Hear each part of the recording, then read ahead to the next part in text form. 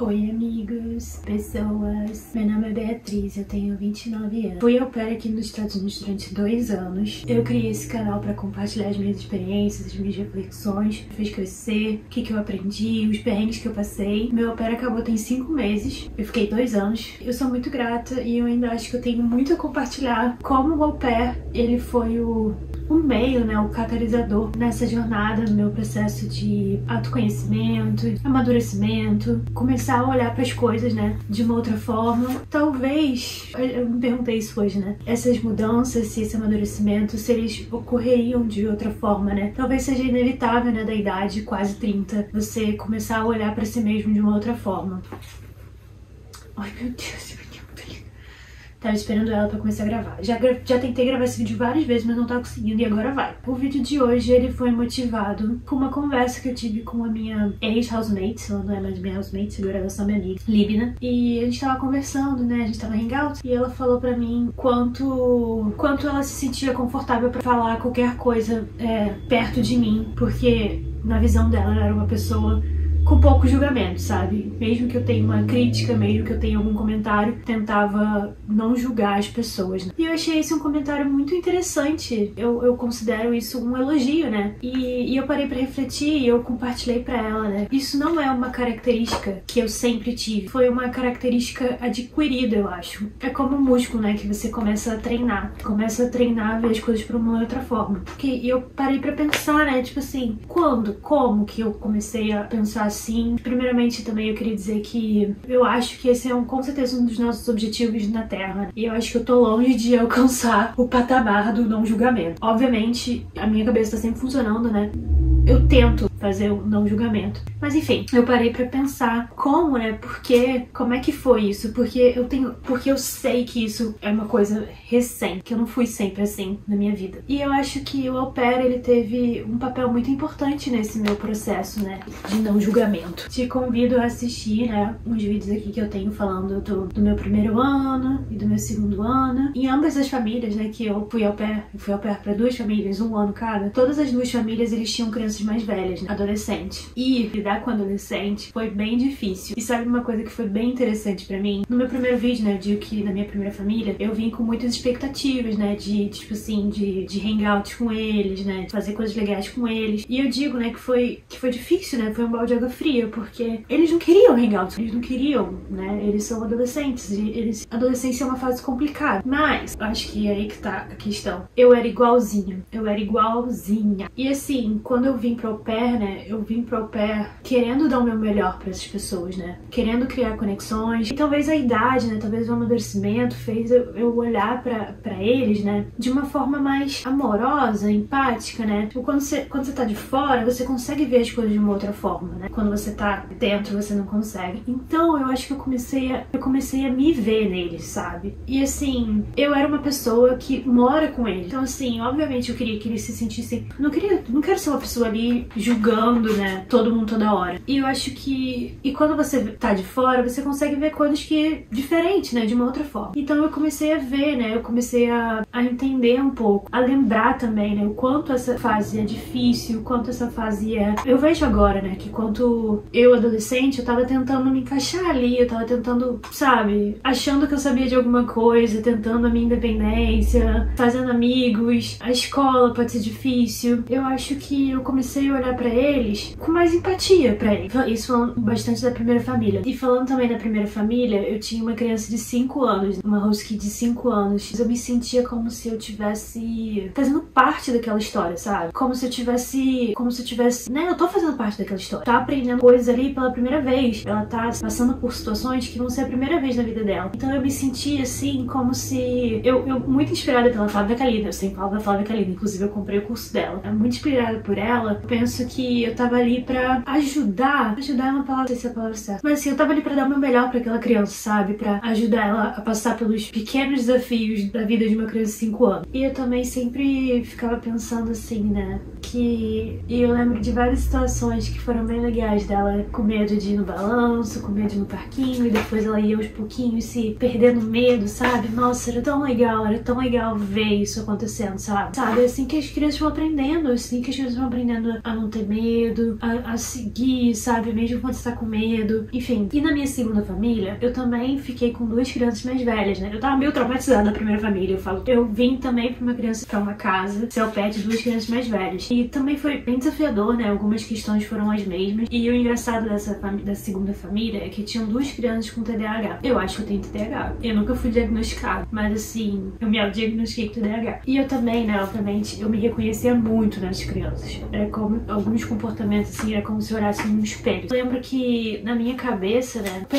eu já me senti nessa situação, né? Então eu tava tentando dar o meu melhor ali, conduzir as coisas da melhor forma possível, sempre. E quando eu comecei a olhar pra eles, né, com mais amor, com essa visão mais madura, né, com essa visão mais paciente, eu acho que eu comecei a olhar pra mim dessa forma também. Eu já fui uma adolescente, hoje eu entendo que eu acho que o TDAH também tem dias que algumas coisas são muito difíceis que não deveriam ser, e isso abalou minha autoestima durante muito. Então eu acho que eu tentando ensinar pra ele a olhar as coisas de uma outra forma, eu sendo mais paciente com eles, me fez olhar pra mim de uma forma de mais amor, sabe? Eu sempre fui uma adolescente que eu me considerava assim muito ruim, sabe? Eu nunca tive capacidade de comunicar os meus problemas, os meus sentimentos. E hoje eu vejo, né, que assim, eu nunca fui ensinada a comunicar as coisas, sabe? Eu nunca consegui ter um diálogo muito interessante com as pessoas ao meu redor. Então, assim, é difícil mesmo, né? É um momento muito complicado, é um momento que você tá tentando se encaixar e você tá se descobrindo, mas eu sei que eu tava só ali no segundo fluxo, né? Eu era uma adolescente. E é isso, sabe? E eu acho que também, cada vez mais eu tento, né, fazer as coisas que fazem sentido pra mim. Encontrar as coisas que eu realmente gosto de fazer. Porque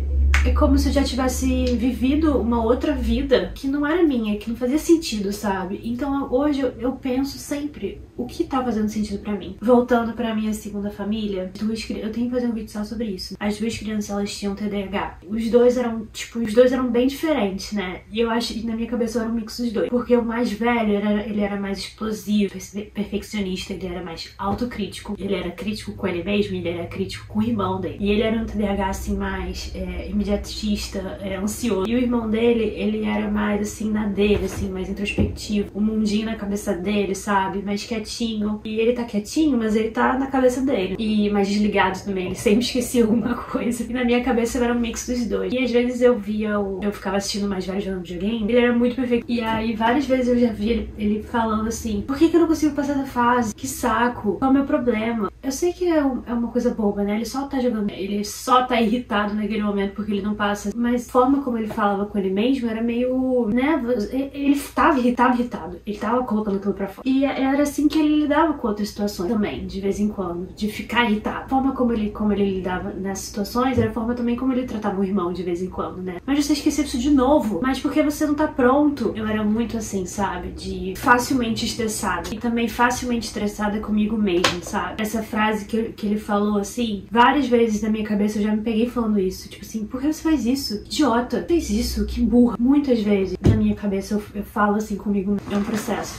Eu falo de vez em quando. Toby. E obviamente isso não é uma forma muito legal de falar, né? Imagina, uma amiga vem pra você contando um problema, contar de um boy, contar de alguma coisa que deu errado, e você fala: nossa, mas você é uma idiota mesmo, né? Por que você faz isso? Não sei se isso é um comentário muito legal, né? Pra se fazer pra um amigo. Então por que eu falo isso comigo mesmo? E uma coisa também que eu vejo, que eu tinha muito medo de falar, de expor. Assim, eu queria muito fazer um canal no YouTube, né? Eu ia fazer um mochilão em 2020. Então a ideia era começar o canal do YouTube em 2020. E eu acho que em 2020, né, o mundo era outro. Lembra do BBB? Que era a primeira vez que as pessoas estavam sendo canceladas, né? Então eu tinha muito medo, assim, sabe? De falar, sabe? De falar alguma coisa, do julgamento das pessoas, de ser rotulada, de ser taxada. E o outro vídeo que eu falei, né, que eu vou deixar linkado aqui, eu lembro eu falo, né, que eu assumo os meus privilégios. Em 2020 eu tinha muita vergonha, eu tinha muito medo e muita culpa de ser privilegiada. E hoje, né, eu entendo que a parte de quem eu sou, eu não tenho que ter vergonha de quem eu sou, né, eu não tenho que esconder parte de quem eu sou. É simplesmente assumir que eu tive privilégio na minha vida. E é isso, assim, isso não me faz melhor que ninguém, isso não me faz pior que ninguém. Porque na minha cabeça, né, eu ia ser muito rotulada, muito taxada de ser patricinha, sabe? Porque sempre tive acesso a coisas materiais, a faculdade, carro. E pra quem não sabe, eu estudei na PUC. Eu acho que é a primeira vez que eu falei, não sei se eu tinha falado qual faculdade eu fiz. Isso não era uma coisa que eu lidava bem, entendeu? Porque eu não queria ir pra PUC, porque na minha cabeça a PUC era uma faculdade de patricinhas. E eu fui pra PUC. Eu sou uma patricinha. Você pensa o que você quiser, mas assim, eu acho que é exatamente isso, né? Eu tava me julgando, então eu tinha medo que as pessoas me julgavam também, sabe? É simplesmente assumir que eu tive privilégio na minha vida. E é isso aí. Isso não me faz uma pessoa melhor, pior. Eu sou só uma pessoa que tá nesse rolê chamado vida. Então eu lembro que em 2020, pra mim, eu não tinha coragem eu tinha medo, assim, de falar sobre isso. Tipo assim, quanto eu fui privilegiada, de assumir esse meu privilégio. E é isso, né? Eu acho que quando você para de se julgar, né? Assim, também de parar de se colocar rótulo. E eu não sei o que veio primeiro, né? Se foi eu parar de olhar pras outras pessoas com rótulo, ou se eu parar de me rotular. Eu acho que é tudo ao mesmo tempo, entendeu? Você passa a olhar pros outros sem esse julgamento, você também pega um pouco desse julgamento. Eu sinto orgulho de mim, sabe? De poder falar isso hoje, né? É um processo. Tô longe de falar que eu sou uma pessoa cheia sem julgamentos, que eu me amo demais. Ainda é um processo, eu tô nesse processo, mas eu vejo que eu fiz bastante progresso, cheia de pelo de todo no meu nariz. E pra fechar esse vídeo, eu gostaria de ler um trecho de um livro que eu tô lendo, 5 Levels of Attachment. E ele citando: temos a consciência de que o ato de engajar na vida é um ato de amor. E porque escolhemos a direção que queremos seguir e como queremos viver, este é o ato de amor incondicional por nós mesmos. Ao abordar nossas vidas como uma obra de arte baseada em nosso amor próprio, isso nos permite amar incondicionalmente as pessoas em nossas vidas, quem elas são, sem a necessidade de domesticá-las para ver o nosso ponto de vista. O respeito pela manifestação dos próprios sonhos individuais de nossos entes queridos, concordaremos ou não com as suas escolhas, nosso amor por nós mesmos nos permite dar amor à comunidade. Afinal, não podemos dar ou compartilhar aquilo que não temos. Faz sentido? Assumo. E é isso aí, gente. É um processo. Voltando aqui no tempo, eu acho que esse processo ele se intensificou nesses últimos meses, porque eu acho que quando eu tava envolvida, né, no au pair e tal, eu olhava pra eles e eu tentava dar o meu melhor pra eles, porque eu penso que eles eram seres em construção. E agora, né, eu penso assim, e eu tava num ambiente que eu tinha que talvez eu não tivesse esse sentimento, né, de poder. Tava tentando me encaixar, né, tava tentando mascarar alguma coisa, alguma falta, alguma coisa, medos. Eu comecei a olhar pra mim mais recentemente, sabe? E tem sido um processo bem interessante, eu voltei pra terapia. E é isso aí, gente. Eu não sei se esse vídeo ficou muito bom, não sei se ele fez muito sentido, mas já é a terceira vez que eu gravo ele, que eu tento gravar. Esse é o meu melhor hoje. Eu recomendo muito esse livro, é bem legal. E é isso aí, espero que esse vídeo tenha sido útil de alguma forma pra você, e que ele tenha te tocado de alguma forma. Não sei qual é o rolê, mas isso aí, gente. Por favor, se inscreve no canal, vou me dedicar a esse canal, postar um vídeo por semana. Gosto muito quando as pessoas deixam comentários e eu preciso chegar a 1000 inscritos pra fazer esse canal, fazer renda. Então, por favor, se inscreve, por favor, comente o que você gostou do vídeo, se você gostou. É isso aí, até a próxima.